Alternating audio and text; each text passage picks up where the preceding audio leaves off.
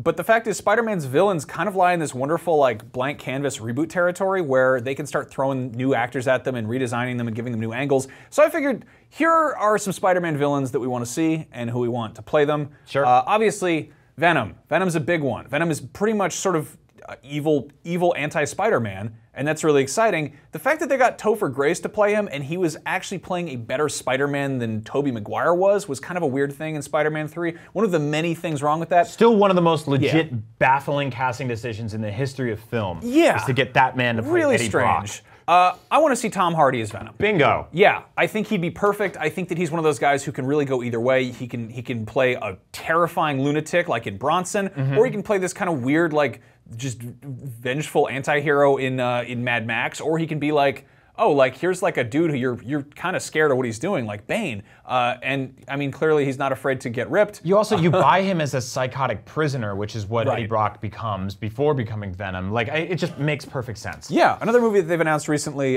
is they want to do a Black Cat movie. I think Margot Robbie would kill it. You cannot take Margot Robbie from Suicide Squad. She belongs to Oh, no, this is perfect. Yeah, no, totally she'd be great. I mean, Black Cat's always been kind of this femme fatale, sort of seductress. Go watch Wolf of Wall Street.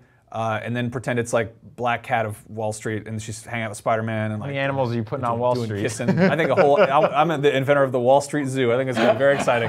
You got the bulls, the bears. Anyway, and then of course, in addition to Black Cat, a slightly lesser known colored woodland creature, there's the Silver Sable. This is another one Sony's kicking around. Silver Sable's like a weird character. I think she showed up in the early '80s. She's kind of a mercenary, she's really somewhere between Black Cat and Black Widow, but she's silver. I think, what is it, Olga Kurylenko, who was in Quantum of Solace, would be awesome. She's like this beautiful Ukrainian woman. She can do action roles, but I feel like Silver Sable kind of, I mean, she's kind of an obscure enough character that you can take some interpretations, but having a former Bond girl in there would be pretty cool. Yeah, and this is a good shot of her looking for stuff under her bed. Yeah. They do a lot of that. The Silver Sable, that's like an ermine or a ferret. They do a lot of looking around under beds. Bond movies really fell off. Yeah, well, she just fell over. Anyway, Carnage, obviously kind of the counter character to Venom. He's effectively sort of Venom's kid, serial killer who winds up being cellmates with Eddie Brock. And then he gets to be like, he's like crazy evil red Venom, and Venom's kind of like this big rip dude. Carnage, turns his hands into sickles and stuff. I want to see Walton Goggins play this dude. Totally. Yeah. I think this guy's got great range as somebody who's absolutely maniacal, but still sort of calculated. If you check out the stuff he's done on Justified, even the stuff he's doing with Kenny Powers now on HBO is fantastic. No, like there's this wonderful like, oh, you can be like charismatic, but also completely evil. Yeah. And that's something, I mean, it's weird if you search Carnage, like Spider-Man, it's weird. A lot of people want Jim Carrey to play him.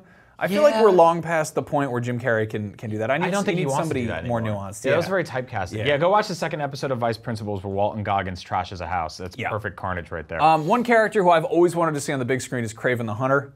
In Ultimate Spider-Man, they made him a reality TV star, and he basically came to the school and he's like, we're doing like a weird Survivor thing where I like hunt people. It was very strange. They did a good angle on that.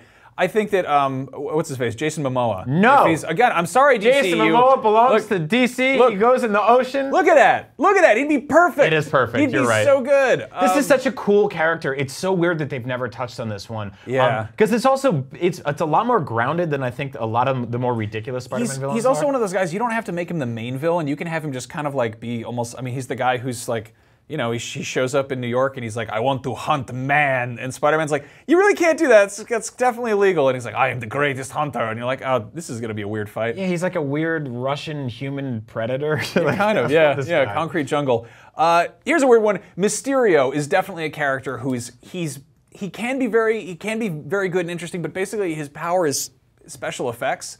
Like he's kind of just this like weird movie magic dude. Yep. But he's also kind of like a supervillain theater nerd. I think Alan Tudyk would be awesome. Totally down with I love the idea of a Mysterio who's like just incredibly just like histrionic and just like really just like all over the place, like doing different voices. Maybe he's like going, talking in different like angles and stuff. We had Alan Tudyk on the show. He was lapsing between like King Candy and other weasel voices and old man voices. Yeah. Imagining like a Mysterio who's like that, then gets his helmet knocked off, and he's just like kind of just like a regular dude. That'd be kind of interesting. Finally, Hydro Man. Hydro Man is kind of a doofus, and I was looking through like pictures of Hydro Man, who's basically, they were like, what's the opposite of sand? Because we got Sandman. Yeah. What if we had Hydro Man? I straight up didn't even know this was a real character. He's a real dude. Spider-Man was fighting, I think it was Namor, and then he like blew up a special reactor and it fell on a guy, and the guy got like radioactive water powers. But I like the idea of Sam Worthington being this kind of like, he's the man from Avatar, so he's used to being CG and blue. So, get him in there. Also, I just love this photo of him at the beach being like, oh man, I should probably get back on the beach. I'm getting kind of wet out here in the ocean. Anyway. 19 minutes without talking about Avatar is a new Sorry, record. My bad. Anyway, those are the villains we want to see in Spider-Man. Who do you guys want to see?